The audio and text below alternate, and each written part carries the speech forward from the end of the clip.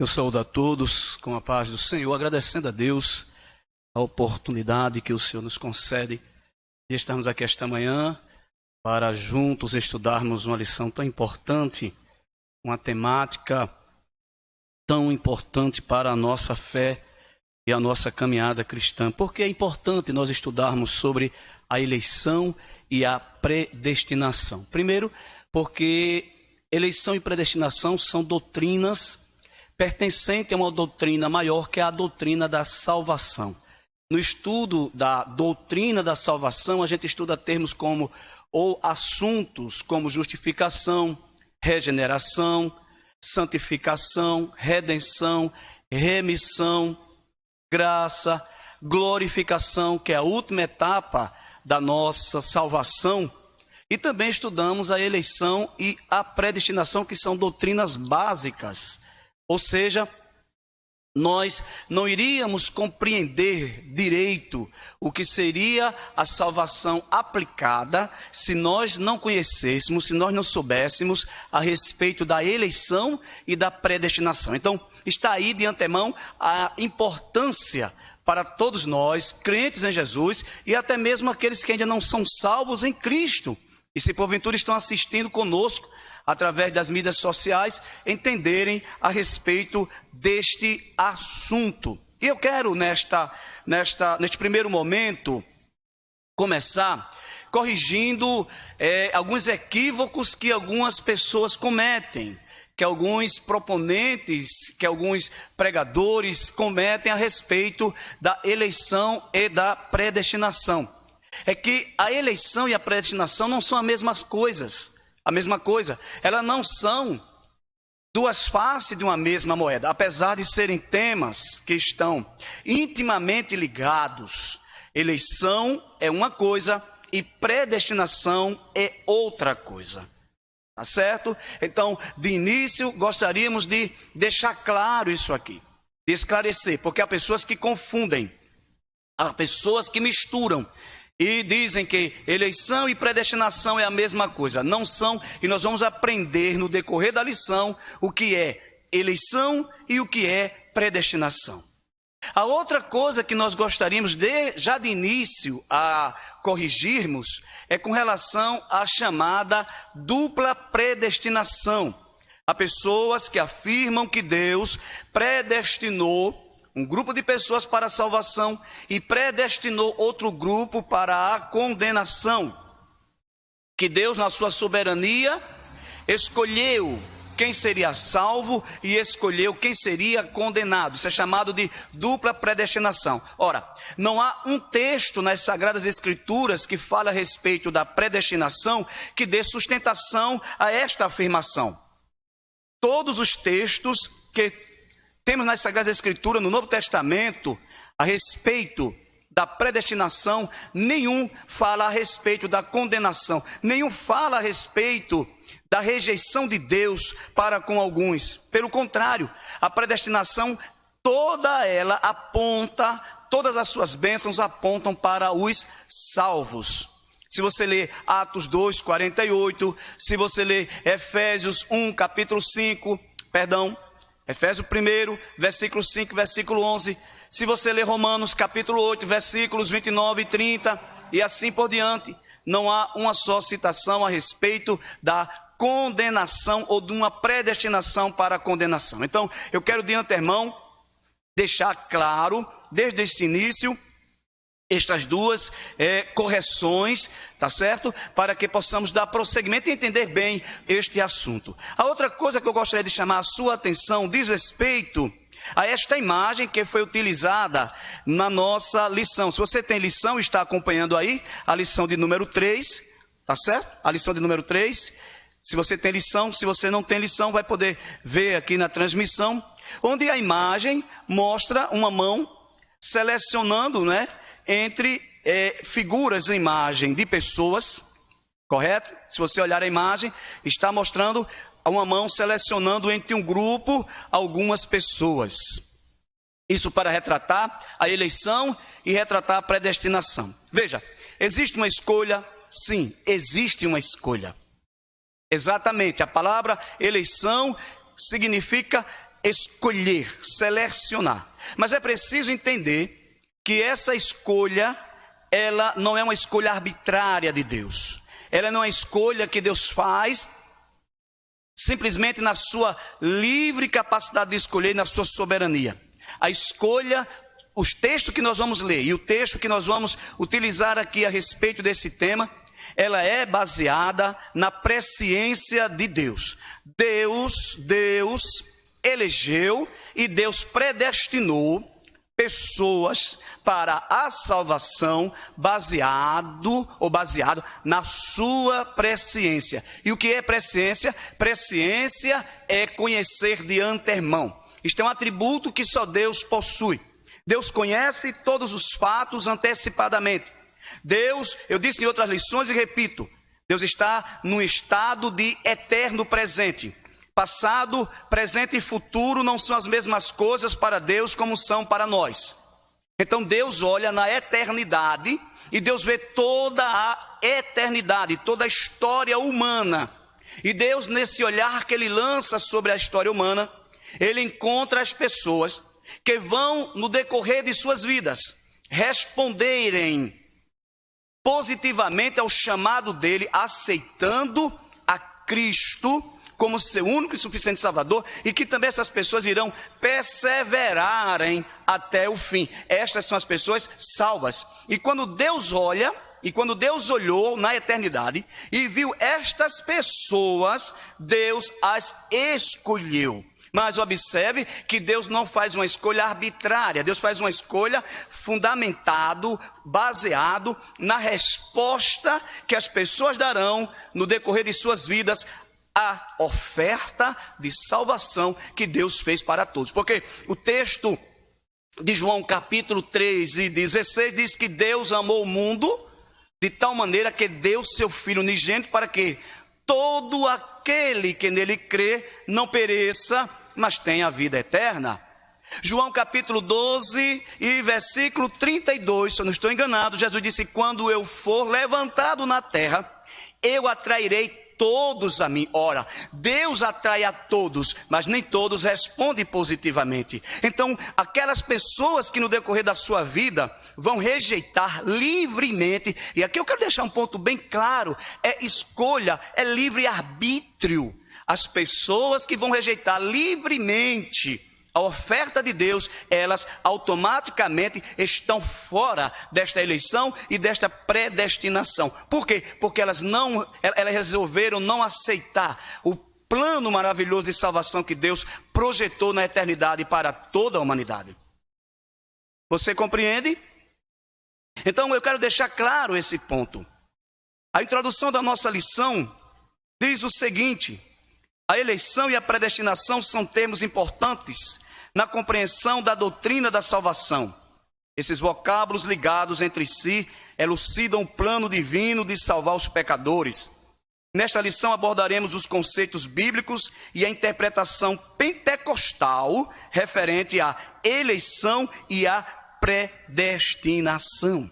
Ora, todos nós sabemos que a humanidade, o homem, está caído no seu pecado, no pecado original e naquilo que a teologia chama de depravação total da humanidade. Paulo, falando a respeito disso aos Efésios, no capítulo 2, ele diz que Deus nos vivifica quando nós estamos mortos. Você sabe muito bem que o morto, ele não tem reação para nada, mas Deus nos vivifica. Então, a salvação, em primeira mão, é a ação direta de Deus em direção ao pecador. Nem eu, nem você que é salvo, nem alguém que virá a ser salvo no decorrer da sua vida, poderia vir até a Cristo, poderia aceitar a Cristo, se Cristo não fosse em direção a Ele e despertar nele os sentimentos, o conhecimento, a sua mente e a sua vontade para receber a salvação, que é plano de Deus. E quando essa pessoa responde e aceita, e a sua aceitação é genuína, é verdadeira, e ela persevera, porque Deus, a graça de Deus, a Bíblia diz que A graça de Deus é multiforme. A graça de Deus é única, mas ela é multiforme. Em que sentido? Ela se manifesta de várias maneiras. Então, o que é que Deus faz para salvar o pecador? Deus derrama, Deus lhe dá graça preveniente ou graça precedente.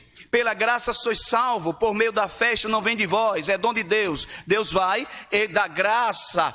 E essa graça desperta o livre-arbítrio do homem. A graça é a ponte que está entre a depravação total e o livre-arbítrio. Mas o homem é livre. Você é livre. Você que ainda não fez uma decisão por Cristo, oxalá que você faça isso nesta manhã. Mas você é livre para escolher ou não esta oferta de Deus. Mas aqueles que responderam e aceitaram a oferta de Deus, o que é que Deus fez na eternidade? Escolheu. E depois que Deus escolheu, o que é que Deus fez? Deus predestinou. Então, a escolha ou a eleição é Deus escolhendo de antemão aqueles que iriam responder ao seu chamado. E após fazer esta escolha, o que é que Deus faz? Deus predestina as bênçãos espirituais, que nós vamos estudar nesta lição, para esses escolhidos. Então, observe, a eleição é o princípio. A eleição é o começo do processo e a predestinação é o destino, é o fim do processo. A predestinação é Deus aplicar nos eleitos as bênçãos espirituais, da qual falou o apóstolo Paulo no capítulo 1 da sua carta aos Efésios, que é o tema desta lição, as bênçãos espirituais em Cristo nas regiões celestiais, com as quais Deus tem nos abençoado. Mas abençoado a quem? Aos salvos, aos eleitos, àqueles a quem Deus predestinou. Glórias a Deus. Dito isto, o tópico primeiro diz: eleitos para uma vida santa e irrepreensível. Ora, por que Deus elege? Para que Deus elege, na verdade? Qual é o propósito desta eleição que Deus fez na eternidade? O assunto da lição, baseado na carta de Paulo aos Efésios, diz que Deus elegeu os homens, elegeu os salvos, para terem uma vida santa e irrepreensível diante de Deus. Efésios capítulo 1, se você tem uma Bíblia em casa e gostaria de acompanhar conosco, até na lição também, Efésios capítulo 1, versículo 4, como também nos elegeu nele, antes da fundação do mundo. Nos elegeu em quem? Em Cristo. E outra coisa, tudo é em Cristo. Querido, não há salvação fora de Cristo. Nem na antiga aliança, nem na nova aliança, nem em outro momento ou outra dispensação da história da humanidade. Toda e qualquer salvação é em Cristo. Cristo morre por todos os homens. Cristo morre desde Adão até o último homem, a última pessoa que vai nascer. Então, diz o texto que, como também nos elegeu nele, em quem? Em Cristo. Quando? Antes da fundação do mundo. Para quê? Para sermos santos e irrepreensíveis diante dele em amor. Agora, observe o que acontece. Deus salva o pecador. Deus lhe estende a mão e o pecador vai e responde positivamente a Deus, segurando em sua mão, fazendo aqui uma analogia, uma imagem. Esse pecador agora é salvo. Esse pecador agora teve seus pecados perdoados. Ele agora está justificado pelo sangue de Jesus, ou seja, toda a culpa daquele pecador foi apagada. Deus o declara inocente. Deus apaga todo o seu passado de pecado, todo o seu passado de iniquidade, de transgressão. Deus limpa e declara aquele pecador justo. Mas agora Deus não abandona esse pecador. Deus não deixa esse pecador por sua própria conta. Por quê? Porque Deus sabe que esse pecador salvo, ele ainda está nesta matéria, ainda ele está na natureza caída, na natureza pecadora, na natureza carnal de Adão. Deus sabe muito bem. Então o que é que Deus agora vai fazer? Deus vai prover santificação e uma vida de santidade, de se andar irrepreensível diante desse Deus. E o que é que Deus utiliza para isso? Graça. Graça. Agora Deus derrama sobre o pecador a graça procedente, uma outra face da graça, ou uma outra manifestação da graça. Graça procedente ou graça eficaz. Alguns irmãos gostam de usar o termo o dom da permanência. Eu acho que você já escutou esse termo, o dom da permanência. É a mesma coisa, de graça eficaz, de graça procedente. E para quê? Para que este eleito por Deus, desde a fundação do mundo, ande em santidade e tenha uma vida irrepreensível diante de Deus e diante dos homens. Então, primeiro ponto, Deus nos elegeu para sermos santos. O versículo que nós lemos está aqui, desde a fundação do mundo. E quais foram as condições dessa eleição?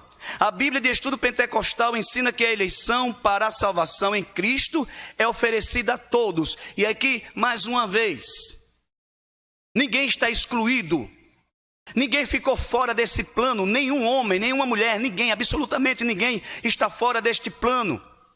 Paulo, escrevendo a Timóteo, no capítulo 2, versículo 4, ele diz que porque Deus quer, olha, é vontade de Deus, é desejo de Deus, que todos os homens se salvem e cheguem ao conhecimento da verdade. Deus não quer que alguns se salvem, Deus quer que todos. E querido, por mais que alguém queira argumentar que a palavra todos nesse texto não significa todos no sentido que nós conhecemos, não há sustentação nisto.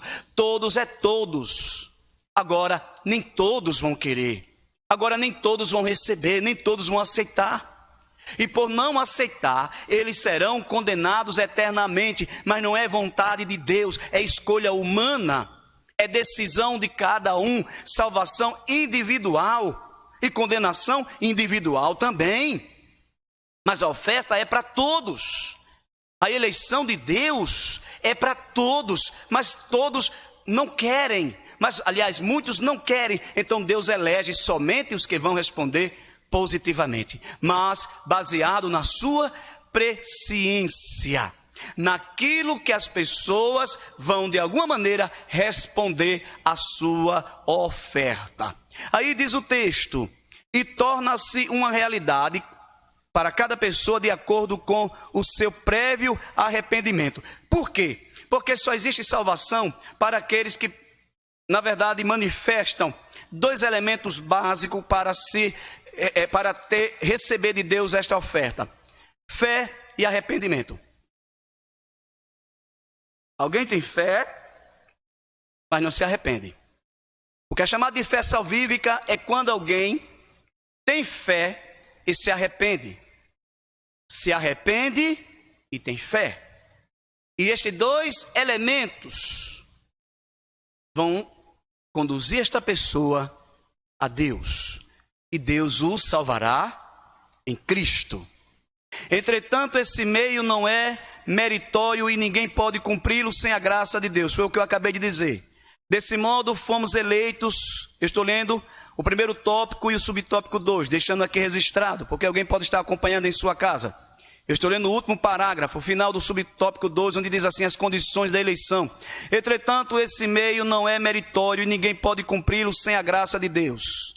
Desse modo, fomos eleitos por iniciativa divina por causa da graciosa obra de Cristo e não pelas nossas obras. Então, salvação não foi e nunca será méritos humanos.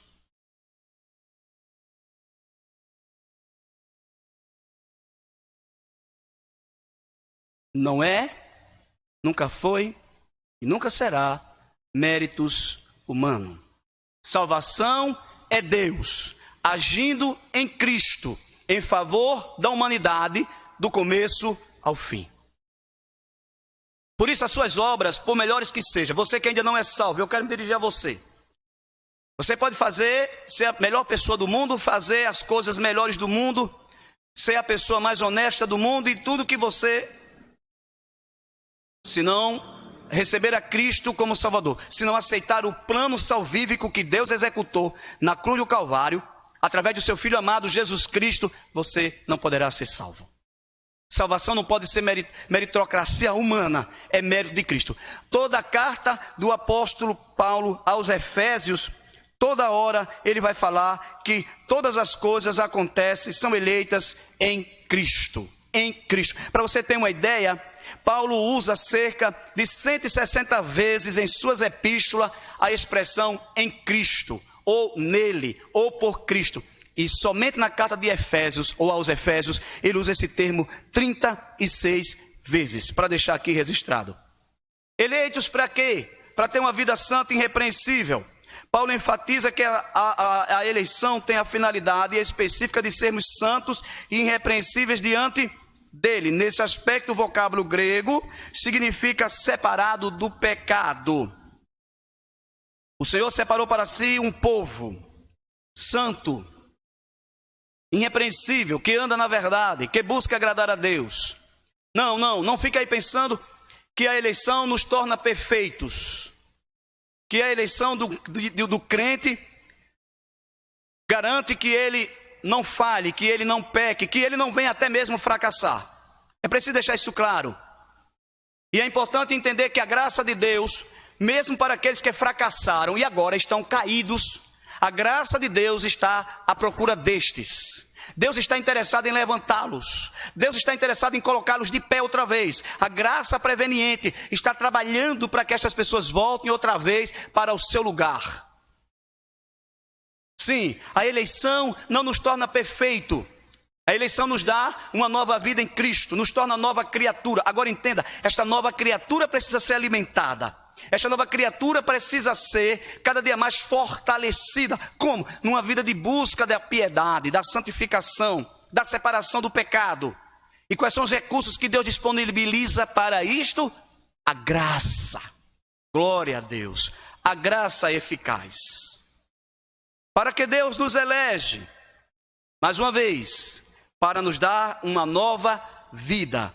E esta vida nova, ou esta nova vida, só é possível em Cristo Jesus. Aliás, na conversa que Jesus teve com Nicodemos, registrada no capítulo 3 do Evangelho de João, Jesus diz a Nicodemos que as pessoas, para verem e para entrarem no reino de Deus, só há uma forma: nascerem de novo. Nascer da água e do Espírito, mas só pode nascer de novo da água e do Espírito através de Cristo. Você pode fazer o esforço que você quiser, jamais conseguirá. Somente em Cristo é possível nascer da água e do Espírito. Então nós fomos eleitos para sermos santos. Nós fomos eleitos para termos uma vida de santidade e de irrepreensão diante de Deus. Nós somos eleitos para receber de Cristo uma nova vida. É Deus forjando no homem a nova criatura. Glória a Deus por isso. Porque o apóstolo Paulo também vai escrever na sua segunda epístola aos Coríntios, capítulo 5, versículo 17, dizendo que os que estão em Cristo, nova criatura é. As coisas velhas passaram, e eis que tudo se fez novo. E quem fez? Cristo. O tópico 2 vai nos falar a respeito da predestinação para filho de adoção. Ora, segundo os textos da Sagrada Escritura, há 3 pontos principais pelos quais Deus predestinou as pessoas. Primeiro, Deus nos predestinou para sermos filhos por adoção por Jesus Cristo. Isto está no versículo 5 da carta aos Efésios, no capítulo 1. Se você quiser ler, está aqui. E nos predestinou para sermos para filhos de adoção por Jesus Cristo, para si mesmo, segundo o beneplácito de sua vontade. Então, primeiro ponto da predestinação. Deus pega os eleitos, aqueles que vão responder, aqueles que responderam, aqueles que estão respondendo, aqueles que ainda irão responder ao seu chamado para a salvação, ao seu convite amoroso para a salvação. Deus pega estes eleitos e aplica neles, predestina eles para serem filhos de Deus. João escrevendo no capítulo 1 do seu evangelho, versículo 11, ele diz que Jesus veio para o que era seu, mas os seus não receberam, mas a todos quanto receberam, o que aconteceu a este, de João, Deus deu-lhes o poder de serem feitos filhos de Deus. Aí ele vai dizer, os que não são gerados segundo a carne nem da vontade do homem, mas segundo gerado ou sendo gerado pela vontade de Deus. Então, primeiro ponto da predestinação, predestinado para serem filhos de adoção. Segundo, para sermos co-herdeiros com Cristo. O versículo 11 diz isso, nele digo, capítulo 1 de Efésios, versículo 11, nele digo, em quem também fomos feito herança, havendo sido predestinados, conforme o propósito daquele que faz todas as coisas segundo o conselho da sua vontade. Então nós somos predestinados, os eleitos por Deus são predestinados a serem herdeiros, herdeiros das bênçãos de Deus para esta vida e herdeiro de Deus ou das bênçãos de Deus para a eternidade.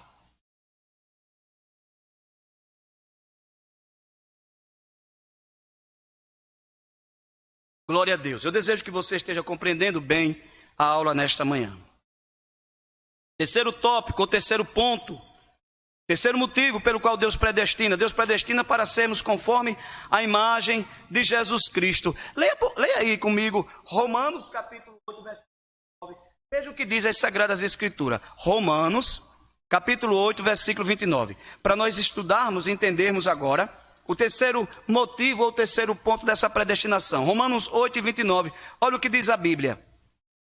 Porque os que dantes conheceu, e aqui eu quero já abrir um parênteses, você percebe que tanto a eleição como a predestinação é baseada no conhecimento prévio de Deus, ou seja, baseada na presciência de Deus. É Deus conhecendo de antemão. A palavra diz, a palavra aqui, os que dantes conheceu, porque os que dantes conheceu, ou seja, os que ele conheceu de antemão, ou o que ele conheceu antecipadamente, mais uma vez, Deus olhou e viu você que ia responder à salvação, e viu que você ia perseverar até o fim. Então o que acontece é este, olha o que acontece, porque os que dantes conheceu, também os predestinou, para serem conformes à imagem de seu Filho, a fim de que ele seja o primogênito entre muitos. Então Deus nos predestina para sermos filhos por adoção. Deus nos predestina para sermos herdeiros ou co-herdeiros de Cristo, com direito à herança. Lembra que eu falei na outra aula, você pode assistir neste canal, que as pessoas por natureza são escravas. Todas que estão sem Cristo estão no estado de escravidão. E não sou eu que estou dizendo, por favor, me entenda. É a palavra de Deus quem diz que estão no estado de escravidão. Todas as pessoas que estão sem Cristo. Mas aquelas que vêm a Cristo, que aceitam a sua oferta, Deus predestina elas para serem o quê? Herdeiras. Então ele muda a sua posição. Ele modifica o seu status. O status do homem no mundo sem Cristo é de escravo, escravizado. Sem direito às promessas, sem direito às bênçãos, sem direito a nada reservado por Deus. Mas quando ele responde positivamente à oferta da salvação, Deus muda o seu status. Ele sai do status de escravo e vai para o status de herdeiros. E co-herdeiros com Cristo da herança. Então este é o segundo motivo pelo qual Deus predestina os homens, a igreja, os eleitos. E terceiro, Deus nos predestina para sermos conforme a sua imagem. Ora, a imago Dei, não é? Ou a imagem de Deus no homem, que Deus, quando criou o homem, façamos o homem conforme a nossa imagem, a nossa semelhança. Ela foi destruída quando Adão cai no jardim. Essa imagem foi danificada completamente, por isso, depravação total. Todos caíram no jardim. Quando Adão cai no jardim, toda a humanidade caiu juntamente com ele. Outro dia eu ensinando na nossa classe ali de estudo do curso de teologia, alguém disse, irmão Júnior, mas isso não é justo, porque eu não estava lá. Eu disse, você estava lá, nós estávamos lá. Porque se Adão também não tem caído, toda a humanidade continuaria abençoada e conservando em si a verdadeira imagem de Deus colocada em Adão. Mas Adão cai e o homem entra no estado de depravação total. Agora Deus precisa e Deus vai e planeja. E o bacana, e o interessante disso, o maravilhoso disso, uma palavra melhor, o maravilhoso disso é que Deus projeta isso antes da fundação do mundo. Deus olhou, né?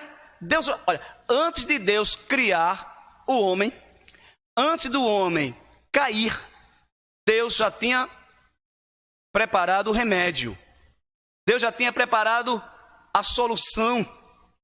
Deus já tinha, glória a Jesus, preparado a salvação, a eleição e a predestinação. Por isso o termo é antes da fundação do mundo, na eternidade. Aí agora a predestinação vai fazer o quê? O que está acontecendo com aqueles que aceitaram a Cristo como Salvador? O que está acontecendo aos predestinados? No que diz respeito à imagem de Deus, Deus agora está, ou reconstrói, a imagem de Cristo nesta pessoa. Nova criatura com a imagem de Cristo nesta pessoa. Então nós somos predestinados para sermos conforme a imagem do seu Filho. Mas alguém vai olhar e vai dizer, bem, mas eu vejo defeito em você. Eu conheço. E vejo defeito nos crentes, não há perfeição, é verdade. Mas eu quero dizer a você que nós estamos caminhando para esta perfeição. E qual é a última etapa da salvação? Eu falei aqui no começo, é a glorificação. E o que vai acontecer aos eleitos e aos predestinados para serem conforme a imagem do seu Filho na glorificação? Exatamente isso. Seremos transformados completamente à imagem de Cristo. Olha o que o apóstolo João, na sua primeira epístola, capítulo 5, versículo 2, ele diz: porque assim como ele é, nós veremos e seremos semelhante a quem? A ele. Glória a Deus. Glória a Deus por isto. Estamos caminhando e Deus vai nos santificando, nos santificando, nos santificando. À medida que o crente vai se aproximando de Deus, buscando a Deus, evitando o pecado, separando-se do mundo, rejeitando as ofertas do maligno, evitando as tentações, na medida que ele vai caminhando, o que vai acontecendo nesse crente? Deus vai transformando ele, a imagem de Deus. Ele vai se parecendo cada vez mais com a imagem do seu Filho Jesus Cristo. E quando chegar ao ponto máximo da salvação, que é a glorificação, aí sim, esta obra estará completa. Paulo escrevendo, ele diz, Paulo escrevendo aos Filipenses, capítulo 2, eu me recordo o versículo, depois você procura aí. Ele diz, porque aquele que em vós começou a boa obra, a aperfeiçoará até aquele dia. É o que Deus está fazendo com os eleitos, é o que Deus está fazendo com os predestinados. Predestinados. O termo grego, traduzido como predestinar, é formado por dois vocábulos, que significa determinar, e pela proposição pro, que indica algo feito antes. Então predestinar é predestinar antes. Algumas pessoas pregam e ensinam e dizem que Deus predestinou para depois conhecer. Que Deus precisou predestinar aqueles que seriam salvos para depois conhecer os que seriam salvos. Na verdade não é assim. Deus conhece e predestina. É o que a Bíblia afirma. O texto da Bíblia nos dá sustentação, confiança, para entendermos, compreendermos e ensinarmos desta maneira. Deus conhece de antemão e predetermina. Uma outra coisa é que Deus determina muitas coisas, mas Deus não determina tudo. Deus determina muitas coisas. Ora, Paulo escrevendo, Pedro, em uma das suas preleções, ele vai dizer que Jesus, ele é morto. Atos dos Apóstolos escreve isso, que Jesus é crucificado, cai nas mãos dos reis de Herodes, de Pôncio Pilato, na mão dos gentios, dos anciãos do povo judeu. E ele é crucificado porque Deus tinha determinado isto na eternidade. Pedro está dizendo, só aconteceu porque Deus predestinou, porque Deus determinou. Predestinar é determinar. Mas é preciso entender que, apesar de Deus predestinar muitas coisas, Ele não predestina tudo. Por exemplo, Ele não predestina a pessoa para a salvação, nem predestina ela para a condenação. Não há dupla predestinação. Deus predestina os eleitos, porque responderam e continuarão respondendo de maneira favorável ao seu chamado e recebe as bênçãos espirituais, conforme Paulo escreve aos Efésios. Então, a predestinação para filhos de adoção. Ora, as pessoas acreditam que todas as pessoas são filhos de Deus.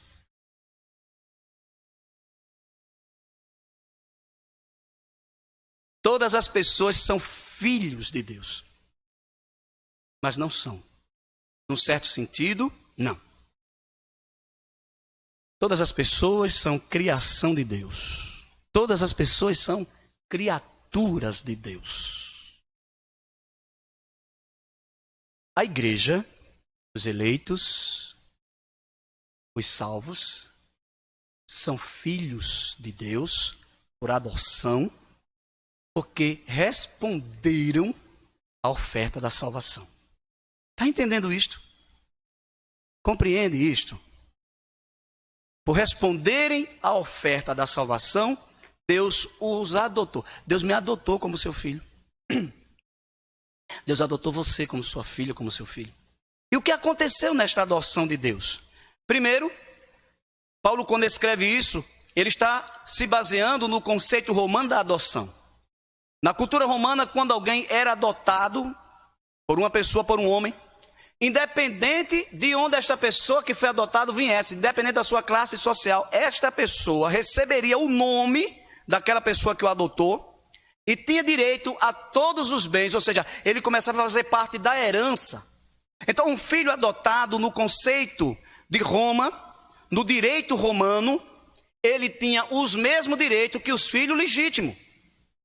Paulo, quando escreve que Cristo nos predestinou para sermos filhos por adoção, ele tem em mente o conceito romano de que, independente da posição social que alguém estivesse, quando ele era adotado, ele receberia o nome do pai que o adotou, ele receberia o nome da pessoa, no seu nome estaria o nome daquele que o adotou, e ele agora ele iria participar a também desfrutar dos bens daquele pai que o adotou.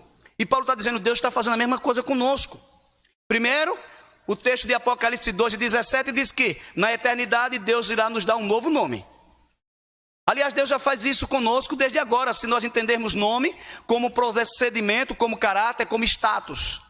Deus pega alguém que está na jogadia, que está na miséria do pecado, que está na degradação do pecado, na sarjeta do pecado, a quem ninguém não dá valor, a quem as pessoas pisoteiam, despreza. Quando essa pessoa agora vem a Cristo e é salva, Jesus a transforma. Veja, essa pessoa agora começa a ser restaurada diante da sociedade e todo mundo passa a se respeitar. Todo mundo passa a lhe respeitar. Todo mundo passa a lhe considerar. Significa que Deus lhe deu o quê? Um novo nome, um novo status. 2, Deus, segundo o apóstolo Paulo, quando nos adota, ele agora está também tirando a nossa posição de escravos ou de qualquer outra coisa, qualquer outra filiação, e passamos agora a ser co-herdeiros com quem? Com Cristo. A desfrutarmos das heranças que Deus reservou em quem? Em Cristo. Então está aqui, é a Bíblia que nos ensina a respeito disso. É o texto sagrado que está nos dizendo a respeito disso. Então nós temos esse privilégio. E qual é o outro privilégio? Estamos sendo transformados à imagem do seu Filho Jesus. Enquanto o diabo pega as pessoas lá fora, sem Deus, sem salvação, que estão rejeitando livre e abertamente a oferta de Cristo, estão transformando ela em imagem de escravo, de aprisionados. Deus está transformando, vem transformando e vai completar essa transformação na imagem de seu Filho Jesus, na glorificação dos santos, a sua igreja. Nós somos imagem de Cristo. Glória a Deus por isso. Tópico 3, a sublimidade do propósito divino da predestinação. Predestinação e salvação. O soberano Deus não predestinou incondicionalmente pessoa alguma à condenação eterna, mas deseja que todos se arrependam e convertam-se de seus maus caminhos. Temos falado sobre isto. Atos 17:30 diz que Deus, não levando em conta o tempo da ignorância, agora chama quem? A todos ao arrependimento. Não, olhe, não adianta. Deus chama a todos. Agora, lamentavelmente, nem todos vão responder. Lamentavelmente, nem todos vão aceitar a oferta. E aí Deus não faz nada. Deus não pode agora, porque a oferta é maravilhosa.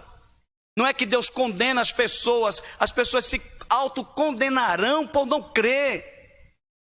O texto de João diz: aquele que crê está salvo, mas quem não crê está condenado. Veja, gente, é um estado. E não é porque Deus privou, ou porque Deus bloqueou, ou porque Deus vetou qualquer possibilidade desta pessoa ser salva. Gente, a predestinação dupla, como alguns ensinam aí, chega a ser, na minha humilde opinião, chega a ser irracional, chega a ser racionalmente ilógica, melhor colocado. Dizer que Deus reservou algumas pessoas para a condenação vai de encontro a tudo que a Bíblia revela a respeito deste Deus.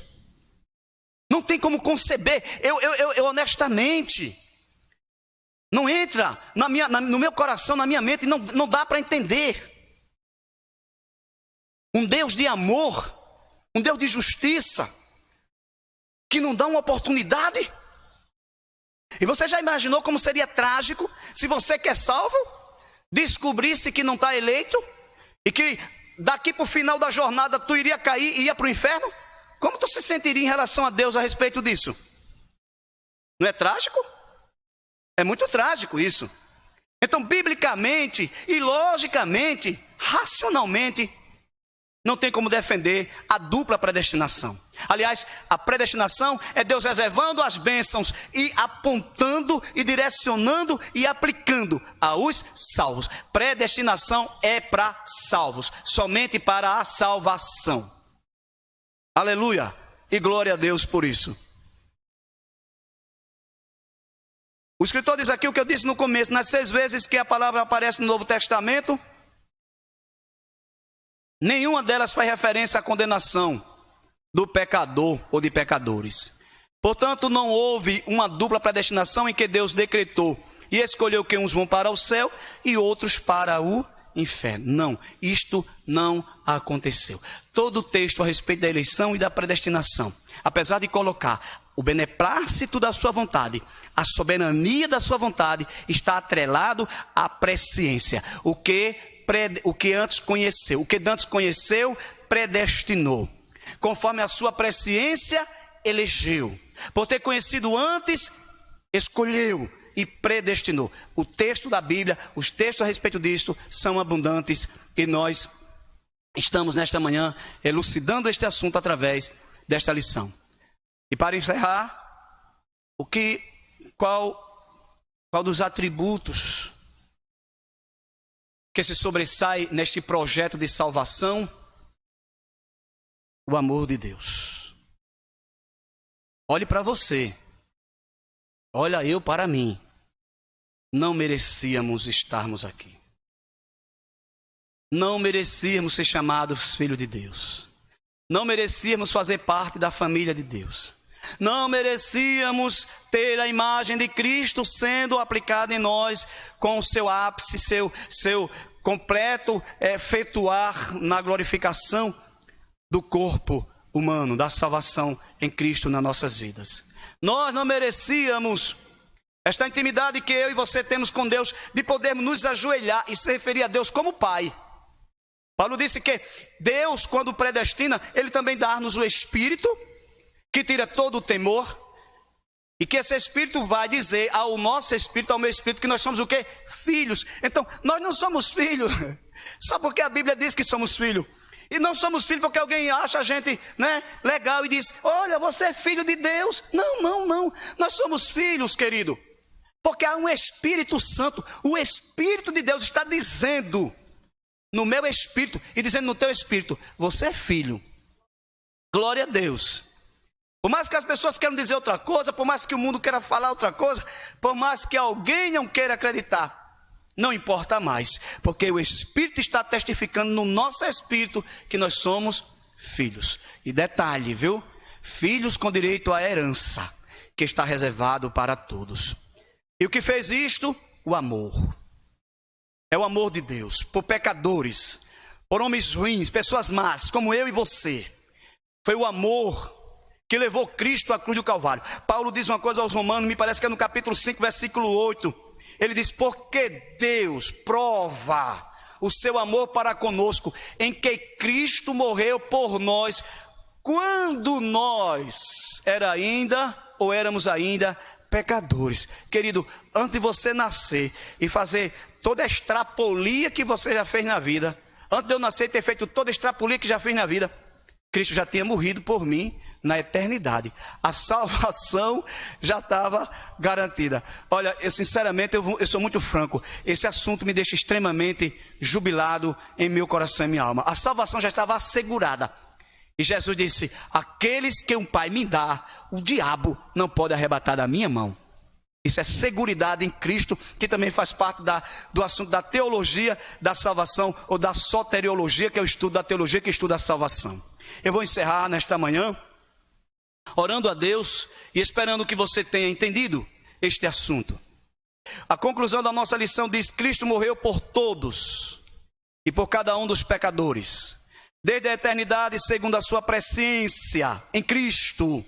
Deus elegeu e predestinou os que creriam e perseverariam na fé, a viver em santidade, receber a filiação divina e a desfrutar de todas as bênçãos espirituais divinamente estipulada. Este resumo, simplesmente essa conclusão, resume ou sintetiza tudo que nós falamos em detalhes na lição desta manhã.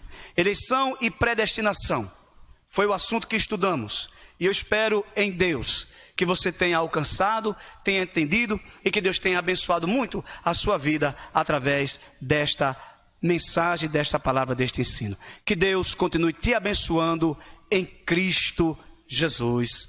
Amém.